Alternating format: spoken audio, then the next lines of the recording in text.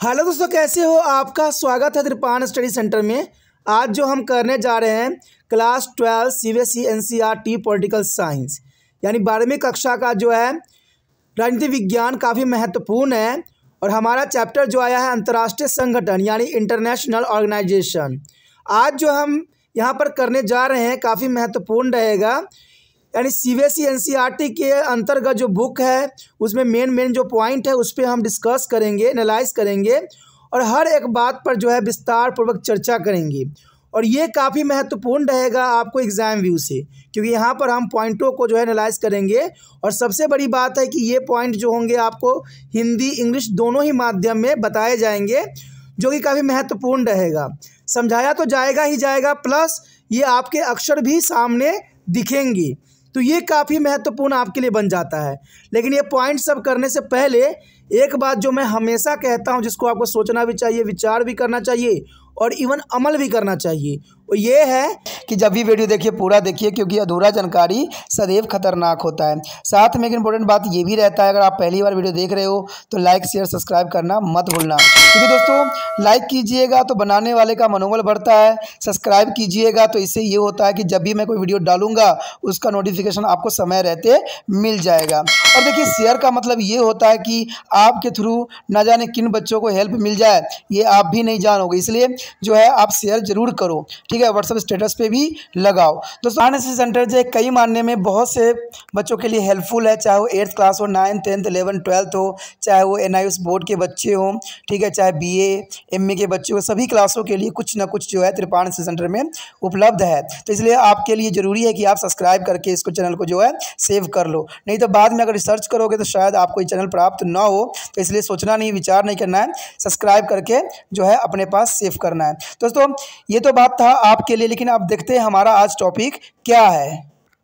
Today we discussion most important chapter here, international organisation, class 12 CBSE NCERT here. Next point arrive here, a major agency of United Nations. You know that this is most important here, major agencies of United Nations. That's important. First agency here, World Health Organization, mean WHO. Second organization here, United Nations Education, Social and Cultural Organization, means UNESCO. That's the most important agencies of United Nations. And third here, United Nations Children's Fund, means UNICEF. And fourth here, United Nations Development Program, means UNDP. And fourth here, United Nations Human Rights Commission, means UNHRC. That's important. The next year, United Nations High Commission for Refugees, means UNHCR. And the next year, United Nations Conference on Trade and Development, that's important, UNCTAD. Let's see, there's a very explanations here. A way to make the United Nations more relevant in an unpopular world. You know that's the most important point here. A way to make the United Nations more relevant in a unipolar world. That's important here. You know that's an important formation of Peace Foundation Commission. That is the most important here. An establishment of Human Rights Council here. An agreement on achieving there is a millennium is a development goal. That is the third point here. And fourth here, formation of a democracy fund and condemnations of terrorism in all its form here. The next year, emission of trust is counseling. Today in a unipolar world system, when the America has dominated, you know that's important. Today in a unipolar world system, the America is a main. The America is a powerful country because he was the dominated to the entire world. Even the United Nations cannot completely curb America power because America has a contribute to its budget in a high. And apart from this, it is a headquarters is also on American soil. That's an important point here. Apart from this, it is a headquarters is also on American soil. Localized on the field, but depth there is the United Nations is a platform where countries of rest of the world can take to be American can try to control it. That's important here. The United Nations is a platform where countries of the rest of the world can be told to be American and try to control it. The next year, international organization and non-governmental organization. You know that's important. International organization and non-governmental organization. Apart from the United Nations, there are many international organizations and non-governmental organizations which are continuously engaged in a fulfilling their objective like. Let's see, there is international organization and non-governmental organizations here. The first year, International Monetary Fund means IMF. What is mean to the IMF? The International Monetary Fund. They established in the 1944 and signed in the 1945 and headquartered is Washington DC. And the total member of there is a IMF is a 189 currently. You know that International Monetary Fund there is the most important and there is a established in the 1944 and signed here 1945 headquarters is a Washington. And what is the objective here? To be observed is there is a financial system at the global level and provide to the financial and technical assistance. That's important. The International Monetary Fund here. The next year, World Bank. The World Bank is the most important. The World Bank established is in 1945 and total member here 189 and headquarters is also here Washington DC. You know that this is the most important here Washington DC.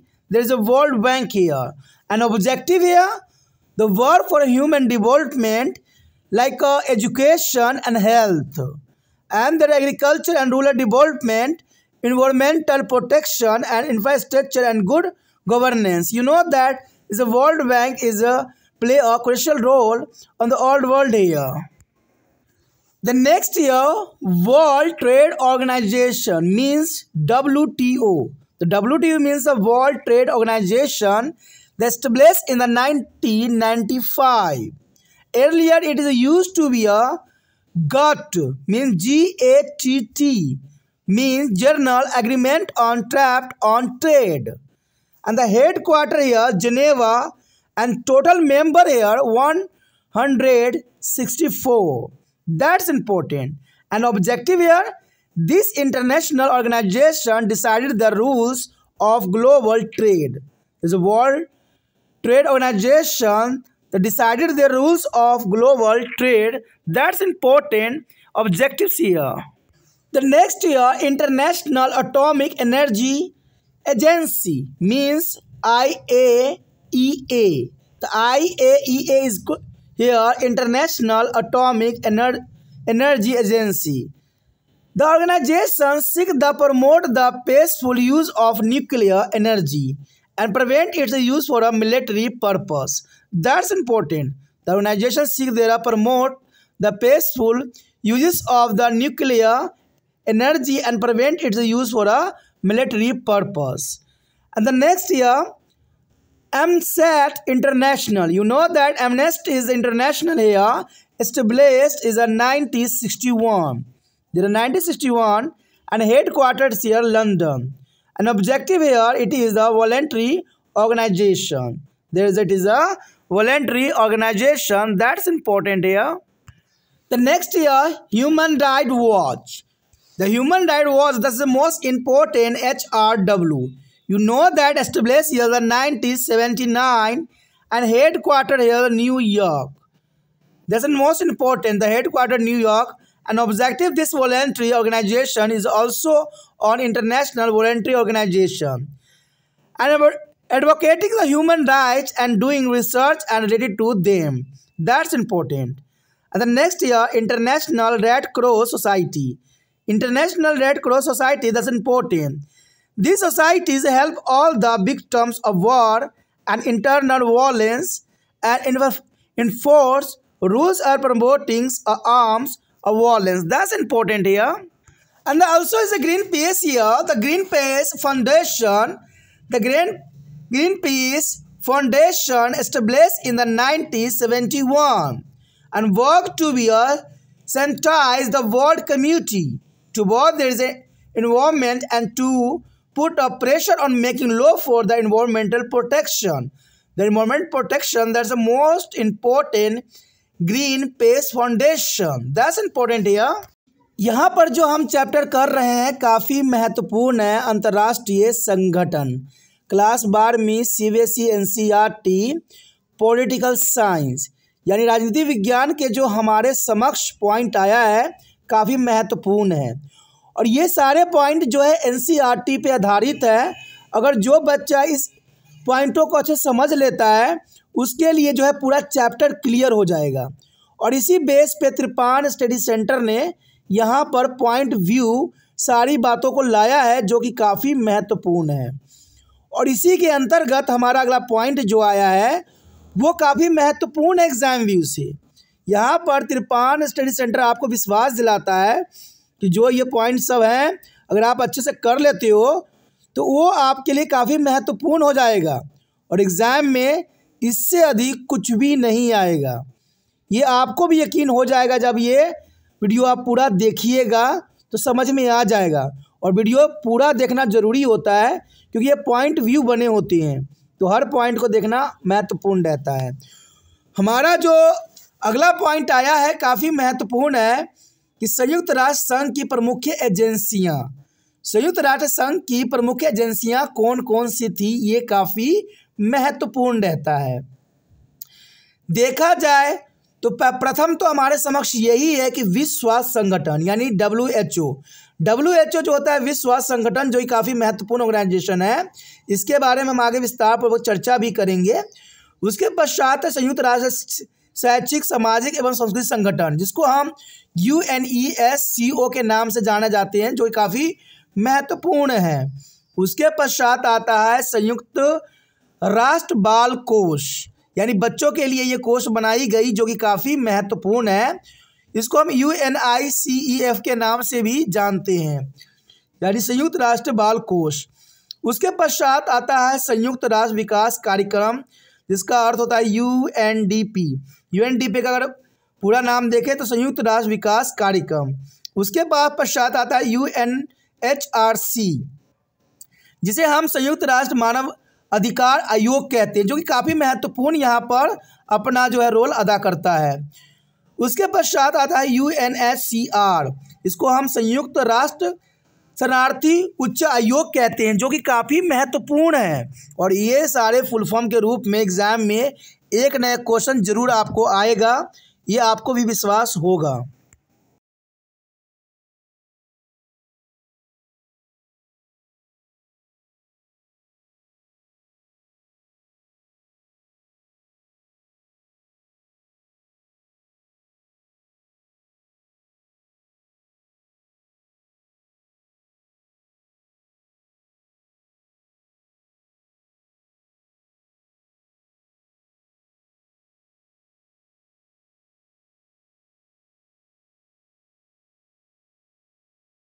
देखिए अगर हम संयुक्त राष्ट्र संघ को एक ध्रुवीय विश्व में अधिक प्रासंगिक बनाने का प्रयास करें तो इसमें बहुत से कदम हैं जिसको उठा सकते हैं और इसको हम एक प्रासंगिक बना सकते हैं क्योंकि ज़रूरत है कि इसको एक सभी देशों के लिए महत्वपूर्ण बने। और इसके लिए हम कुछ कदम उठा सकते हैं जैसे शांति स्थापक आयोग का गठन करके कि शांति स्थापक आयोग का हम गठन करें, मानव अधिकार परिषद की स्थापना करें जो कि काफ़ी महत्वपूर्ण रहेगा। सहस्राब्दी विकास लक्ष्य को प्राप्त करने पर सहमति हमें मिलना चाहिए और एक लोकतंत्र कोष का गठन भी काफ़ी महत्वपूर्ण यहाँ पर अपना रोल अदा कर सकता है। इवन देखिए तो आतंकवाद के सभी रूपों को जो है ख़त्म करना भी ये काफ़ी महत्वपूर्ण बात रहता है कि आतंकवाद के सभी रूपों को भ्रमसान करना। उसके पश्चात है न्यायिकता परिषद की समाप्ति। तो ये काफ़ी महत्वपूर्ण यहाँ पर 6 पॉइंट थे। कहते हैं ये काफ़ी महत्वपूर्ण भी रखते हैं। देखा जाए तो आज एक ध्रुवीय विश्व व्यवस्था में जब अमेरिका का वर्चस्व पूरे विश्व पर हो चुका है, तो ऐसे में संयुक्त राष्ट्र संघ भी अमेरिका के ताकत पर पूर्ण रूप से अंकुश नहीं लगा सकता है। देखिए एक बात तो मैं आपको यहाँ साफ कर दूं कि यहाँ पर देखा जाए तो सारे ऑर्गेनाइजेशन अमेरिका के इशारों पर ही चलता है, इसमें कोई दो राय नहीं है। अब क्योंकि ये संयुक्त राष्ट्र संघ की बात करें तो ये विश्व स्तर पर बनाई गई है, इसमें कई देश जो है मेंबर भी है, लेकिन फिर भी अमेरिकी ताकत का परिपूर्ण रूप से अंकुश नहीं लगाना ये दिखाता है कि अमेरिका का वर्चस्व हर एक क्षेत्र में है और ये सब ऑर्गेनाइजेशन सिर्फ दिखावा मात्र ही बनाया गया है, क्योंकि वो ऑर्गेनाइजेशन जो किसी देश के कहते हैं बातों पे चले उसके अंकुश नहीं लगा सके, तो ऐसे ऑर्गेनाइजेशन विश्व स्तर पर कार्यरत नहीं हो सकता। इसका अर्थ साफ होता है कि जितने भी ऑर्गेनाइजेशन बनाई गई है ये कहीं ना कहीं सिर्फ एक धोखा है। इसका कारण आप समझ सकते हो कि जब अमेरिकी ताकत पर ये ऑर्गेनाइजेशन सब पूर्ण रूप से अंकुश नहीं लगा सकते, क्योंकि अमेरिका का इसके बजट में योगदान अधिक है। यानी यही बात आ गई सामने कि जो अधिक पैसा देता है वही उसका सब कुछ है। ये गलत है। कहते हैं कोई भी क्षेत्र को कोई भी ऑर्गेनाइजेशन किसी के अंदर काम करता है तो पूरी तरह से उसी का ही पिट्ठू कहा जा सकता है। यहाँ पर संयुक्त राष्ट्र संघ जो है अमेरिका का देखा जाए तो एक महत्वपूर्ण अंग है और इसे हम ये नहीं कह सकते कि विश्व स्तर पर इसका कोई योगदान रहेगा, क्योंकि अमेरिका जैसा चाहेगा वैसा करेगा। और इसका क्या एक बात बताई गई है कि अमेरिका का इसके बजट में योगदान अधिक है। तो योगदान है तो इसका मतलब क्या कि आप गलत को भी सही कर दोगे, सही को भी गलत कर दोगे। ऑर्गेनाइजेशन का मतलब होता है कि पूरे विश्व के लिए कार्य करे, सभी विश्व के साथ दे, जो गलत देश है उसको भी पछाड़े, चाहे वो अमेरिका क्यों ना हो।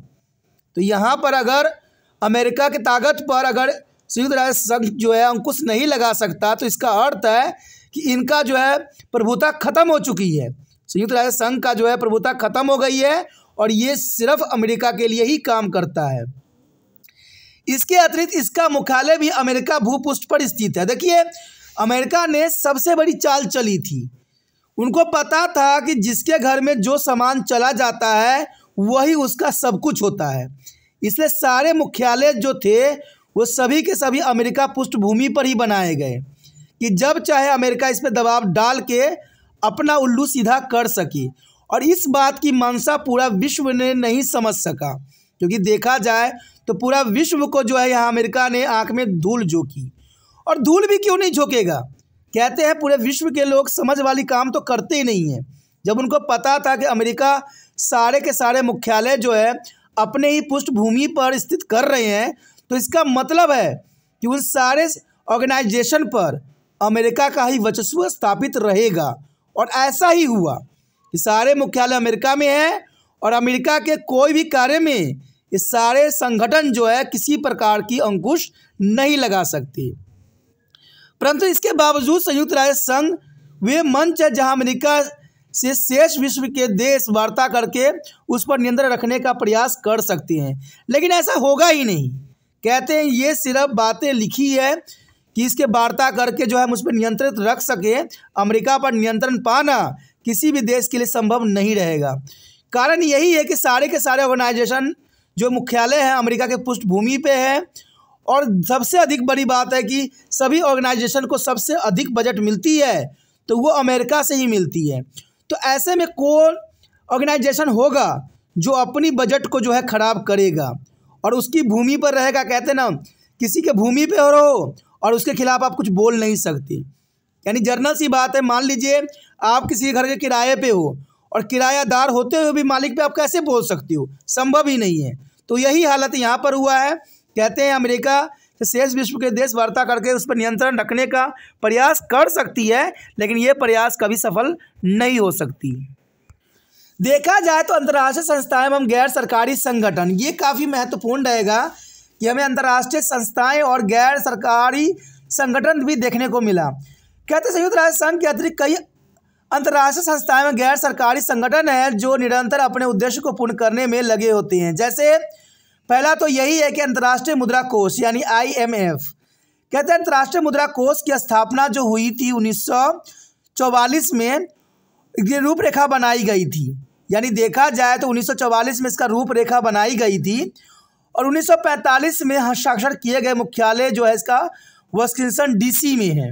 यानी देखा जाए तो 1945 में ये बन के तैयार हो गई और इसका मुख्यालय देखा जाए तो वह वाशिंगटन DC में है और इसकी सदस्यों की संख्या यहाँ पर आकलन किया जाए जो कि अभी वर्तमान में 189 है। तो ये काफ़ी महत्वपूर्ण है और इसका मुख्य उद्देश्य यहाँ पर अगर हम गौर करें तो अंतर्राष्ट्रीय मुद्रा कोष का यही एक उद्देश्य है कि वैश्विक स्तर पर वित्तीय व्यवस्था की देख रेख एवं वित्तीय तथा तकनीकी सहायता मुहैया कराया जाए। देखिए IMF का काम यही होता है कि पूरे विश्व में मुद्रा पर यानी पैसों पर जो है कंट्रोल किया जाए। अगर ये IMF कंट्रोल नहीं करेगी, अगर कोई देश मनमानी करेगी तो जनरल सी बात है वहाँ की अर्थव्यवस्था बिगड़ जाएगा। मान लीजिए कोई देश जो है अपने मनमर्जी पैसा यानी मुद्रा को छापने लग जाता है। आप भी यही सोचते हो कि मुद्रा छापना तो सरकार का काम है, देश का जो है प्रधानमंत्री या राष्ट्रपति ऐसे करवाते हैं, लेकिन ऐसा नहीं है। कहते हैं और कोई देश अपनी मनमर्जी करने लग जाए तो उस देश में पैसे का वैल्यू ख़त्म हो जाएगा। लोगों को एक माचिस लेने के लिए भी एक थैला पैसा देना पड़ेगा क्योंकि उसमें जो है सारे पैसे का सिस्टम ही ख़त्म हो जाएगा। इसलिए अंतर्राष्ट्रीय मुद्रा कोष इन सब चीज़ों पर जो है अपनी देख रेख करती है जिससे कि सुचारू रूप से जीवन संचार चलता रहे। कई देश ने ऐसा किया था तो वहाँ पर दुर्दशा इसी प्रकार की हुई थी, इसलिए IMF का जो है स्थापना किया गया। इसे अंतर्राष्ट्रीय मुद्रा कोष के नाम से जाना जाता है और इसका एक ही काम होता है कि वो वित्तीय व्यवस्था की देख रेख करे और जो है मुद्रा पर जो है अपनी पकड़ बनाए रखे। उसके पश्चात हमारे समक्ष आता है विश्व बैंक। देखा जाए तो विश्व बैंक की स्थापना 1945 में ही हुआ था जब IMF का हुआ था, यानी मुद्रा कोष की जब हुआ था। विश्व बैंक का भी कार्य कुछ हद तक उसी प्रकार से है जैसे IMF का है, लेकिन विश्व बैंक अपने जगह पर एक अलग स्थान रखती है। और विश्व बैंक की स्थापना देखा जाए तो 1945 में हुई थी और इसकी सदस्य संख्या उतनी भी थी, यानी 189 थी। मुख्यालय वाशिंगटन DC में ही था। तो देखा जाए तो विश्व बैंक काफ़ी महत्वपूर्ण यहाँ पर रोल अदा कर सकता है। इसमें इसका उद्देश्य यही होता है कि मानवीय विकास के ऊपर जो है अपना ध्यान आकर्षित करना, यानी शिक्षा स्वास्थ्य पर जो है मुख्य इसकी निगरानी रहती है। कृषि और ग्रामीण विकास, पर्यावरण सुरक्षा, आधारभूत ढांचा और जो है सुशासन के लिए काम करता है। तो विश्व बैंक की अपनी एक महत्वपूर्ण पहलू है। विश्व बैंक जो है विश्व में पैसों पर भी कंट्रोल करती है और सभी को लोन भी देती है। जो देश इससे लोन लेती है उनको देना ही पड़ता है। तो इस तरह के कार्य जो है यहाँ विश्व बैंक का रह जाता है। उसके बाद है विश्व व्यापार संगठन यानी वर्ल्ड ट्रेड ऑर्गेनाइजेशन, यानी WTO का जो है स्थापना देखा जाए तो 1995 में की गई थी और इसकी पहल जो थी GATT के द्वारा की गया था, जिसका अर्थ होता है journal agreement on tariff and trade हुआ करता था। मुख्यालय जिनेवा, सदस्य जो थे इसका था 164, यानी देखा जाए तो मुख्यालय कहाँ था, जिनेवा में था और इसकी कुल सदस्यों की संख्या जो थी 164 थी। और यह अंतर्राष्ट्रीय संगठन वैश्विक व्यापार के नियमों को तय करता है। देखिए यहाँ विश्व व्यापार संगठन बनाने का एक ही उद्देश्य था कि अगर हम विश्व में ट्रेडिंग करते हैं, व्यापार करते हैं, तो हर देश अपनी मनमानी करेगा, अपने तरह से रूल रेगुलेशन बनाएगा। इसलिए देखा जाए तो विश्व व्यापार संगठन का कार्य ये होता है कि पूरे विश्व में जो व्यापार करते हैं वहाँ पर रूल रेगुलेशन बनाती है, जिसको हर एक देश को मानना पड़ता है, हर एक जो है कंट्री को मानना पड़ता है। और जो कंट्री नहीं बात मानती है उस पर जो है कार्रवाई भी की जाती है। तो यहाँ पर देखा जाए तो विश्व व्यापार संगठन का काफ़ी महत्वपूर्ण है और ये जो है GATT यानी जर्नल एग्रीमेंट और ट्रेड एंड ट्रेड के लिए यूज की जाती है, जो कि काफ़ी महत्वपूर्ण है। देखा जाए तो इसका सदस्यों की संख्या कम है, 164 ही है, लेकिन फिर भी ये काफ़ी महत्वपूर्ण है। उसके पश्चात हमारे समक्ष है अंतर्राष्ट्रीय आणविक ऊर्जा एजेंसी यानी IAEA। ये संगठन परमाणु ऊर्जा के शांतिपूर्ण उपयोग को बढ़ावा देने और सैन्य उद्देश्य से इसके इस्तेमाल को रोकने की कोशिश करता है। यानी अंतर्राष्ट्रीय आणविक ऊर्जा एजेंसियों का काम होता है कि परमाणु बम जैसे शक्तियों का इस्तेमाल कम से कम किया जाए या किया ही ना जाए। इसके लिए वो अपनी निगरानी सदैव बनाई रखती है। तो IAEA जो है बहुत काफ़ी महत्वपूर्ण ऑर्गेनाइजेशन है और इसका कार्य भी काफ़ी महत्वपूर्ण है। लेकिन देखा जाए अगर भविष्य में अंतर्राष्ट्रीय आणविक ऊर्जा एजेंसी का कार्य करती है, देश को अगर इससे काफ़ी मुनाफा भी होगा। इवन देखें तो अगला है एमनेस्टी इंटरनेशनल। एमनेस्टी इंटरनेशनल की स्थापना जो हुई थी 1961 में और इसका मुख्यालय लंदन में है। और इसका जो है ये एक स्वयंसेवी संगठन है, यानी स्वयं सेवा सेल्फ जो है ये हेल्प करती ऑर्गेनाइजेशन है और ये काफ़ी महत्वपूर्ण ऑर्गेनाइजेशन माना गया है। उसके पश्चात आता है ह्यूमन राइट वॉच। यानी ह्यूमन राइट वॉच काफ़ी महत्वपूर्ण ऑर्गेनाइजेशन है और इसकी स्थापना देखा जाए तो 1978 में हुआ था और इसका मुख्यालय न्यूयॉर्क में है। तो ये काफ़ी महत्वपूर्ण है और इसका देखा जाए उद्देश्य तो ये स्वयंसेवी संगठन भी मानवाधिकार की वकालत करता है और उनसे संबंधित अनुसंधान करने वाले एक अंतर्राष्ट्रीय स्वयंसेवी संगठन है। तो ह्यूमन राइट वॉच काफ़ी महत्वपूर्ण है और इसका अनुसंधान करने वाले अंतर्राष्ट्रीय स्वयंसेवी संगठन के लिए कार्य करता है। उसके पश्चात आता है अंतर्राष्ट्रीय रेड क्रॉस सोसाइटी। अंतर्राष्ट्रीय रेड क्रॉस सोसाइटी काफ़ी महत्वपूर्ण है और यह सोसाइटी युद्ध और अंतर्राष्ट्रीय हिंसा के सभी पीड़ितों की मदद करती है। देखा जाए तो अंतर्राष्ट्रीय रेड क्रॉस सोसाइटी काफ़ी महत्वपूर्ण है और ये काफ़ी महत्वपूर्ण यहाँ पर जो है रोल भी अदा कर रही है। लेकिन देखा जाए तो ये सोसाइटी युद्ध और आंतरिक हिंसा के सभी पीड़ितों की मदद करती है। सबसे पहली बात तो ये मैं कहता हूँ कि युद्ध तो होना ही नहीं चाहिए और आंतरिक हिंसा होती है सबसे बड़ी बात है, ऐसा हिंसा होना ही नहीं चाहिए। लेकिन फिर भी कहते हैं इंसान है, इंसानों को समझाना संभव नहीं है। इसलिए अंतर्राष्ट्रीय रेड क्रॉस सोसाइटी काफ़ी महत्वपूर्ण योगदान देती है और सोसाइटी का कार्य होता है कि युद्ध और अंतर्राष्ट्रीय हिंसा के समय पीड़ितों को मदद करना, सशक्त हिंसा पर रोक लगाने वाले नियमों को लागू करती है, जो कि काफ़ी महत्वपूर्ण है। देखा जाए तो अंतर्राष्ट्रीय रेड क्रॉस सोसाइटी काफ़ी महत्वपूर्ण ऑर्गेनाइजेशन है। इवन देखें तो ग्रीन पीस फाउंडेशन जो थी 1971 में स्थापित हुई थी और ग्रीन पीस फाउंडेशन विश्व समुदाय को पर्यावरण के प्रति संवेदनशील बनाने और पर्यावरण संरक्षण के लिए कानून बनाने पर दबाव बनाने का काम भी करती है। ग्रीन पीस फाउंडेशन काफ़ी महत्वपूर्ण है, लेकिन फिर भी मैं एक बात यहाँ कहूँगा, ग्रीन पीस फाउंडेशन यहाँ पर फेल है, क्योंकि आज हम देखें पर्यावरण संरक्षण के ऊपर कोई ध्यान नहीं दिया जा रहा है। जीव जंतु नष्ट होते चले जा रहे हैं, सब के सब जो है एक ऐसे समय काल में चले गए हैं जहाँ पर बचाना संभव नहीं है।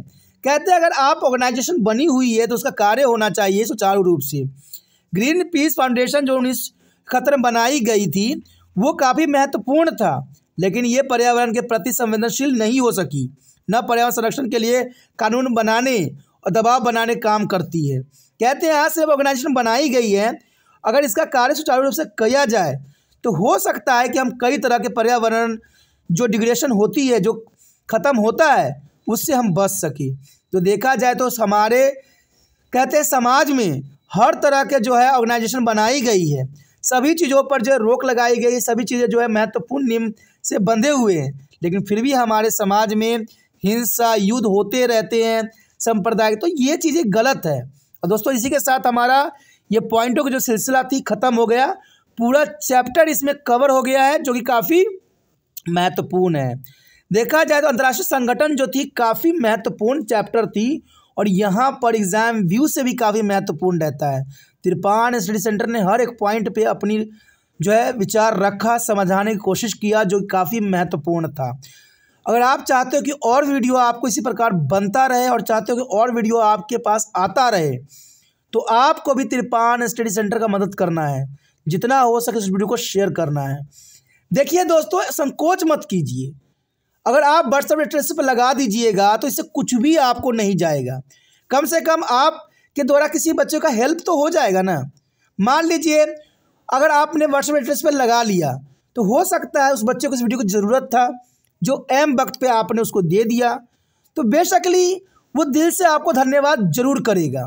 अगर मान लीजिए उसको देखने का मन नहीं है, उसे काम का नहीं है, तो इग्नोर कर देगा, वो उसको कोई मतलब ही नहीं रहेगा। तो सिंपल सी बात है, अगर आप अपना कार्य करते हो अच्छे से तो तिरपान स्टडी सेंटर भी काफ़ी महत्वपूर्ण है। और यहाँ पर 8 से लेकर MA तक जो है सारी वीडियो उपलब्ध है। तो इतना विशाल है, तो ये विशालता आपके लिए ही है, इसलिए सोचिए नहीं, विचार ना कीजिए, जितना हो सके इस वीडियो को आगे बढ़ाइए। पहली बार मेरे चैनल पे आप पहली बार वीडियो देख रहे हो, और ये नहीं कि वीडियो देख के स्किप कर जाओ, ये गलत होती है। और गलत इसलिए नहीं कि आपको मैं ज़बरदस्ती कहूँ सब्सक्राइब करने के लिए। सब्सक्राइब करने से आपको पता है कि अगले वीडियो का नोटिफिकेशन मिलेगा, और अगला वीडियो जो है कौन सा सब्जेक्ट का होगा ये आपको भी पता नहीं है। तो इससे अच्छा है कि अगर चैनल को सब्सक्राइब करके रख लेते हो तो अगला वीडियो का नोटिफिकेशन मिलेगा, और हो सकता है वो आपके लिए इंपॉर्टेंट रहे एग्जाम व्यू से। तो ये तो आपको सोचना है कि मैं सब्सक्राइब करके रखूँ या वीडियो देख के स्किप कर जाऊँ। अगर ऐसा करते हो तो आपको होगा नुकसान।